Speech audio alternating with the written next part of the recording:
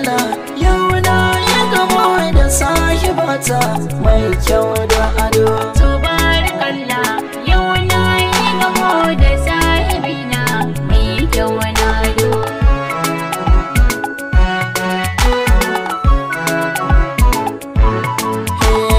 Tabarakallah halittar Allah masha Allah mai kyau da kira farar kala ce abun akalla. Duk na da mauce da kallon ki kamar in yi shela. Ke ce farin ciki na ina sami yake ba da kwalla cikin gidana.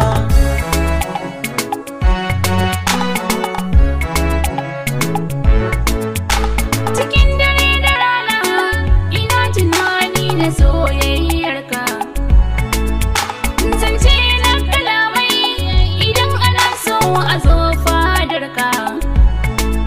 Ka kware da soyayya matso kusa na bani jure rashinka. Ko cikin barci na ji muryarka sai na tashi zaune a kan gadona.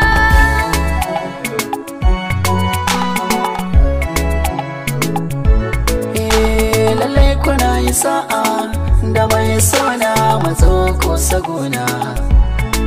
Ki ce kaɗai a zuciyata ki na alkinta ki zauna gidana. Da so na tsuguna gaban ki na zauna ki gane nufina. Masoyiya na rasa ki tilas ne da duniya ranar za mu yi ban kwana. Tabarakallah yau na yi gamo Da sahibata mai kyau da ado. da ka zama nawa farin ciki na ba za na misalta. Gara kai ne gushewa ina rasa ka gado aka zabta. Jinin mu sun yi haɗewa su ne sannadi ya zana kwatanta. Ba wanda za ya kai ni sanka in ma a kwashe sai dai iyaye su ne na farko.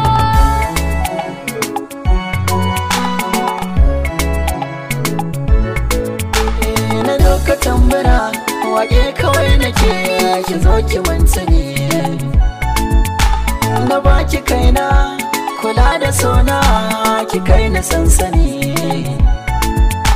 Ba wacce zan so nake so ki makwakin sani. Rabo ne kina rike zuwa cike take so dare da rana. Tabarakallah yau na yi gamo Da sahibata mai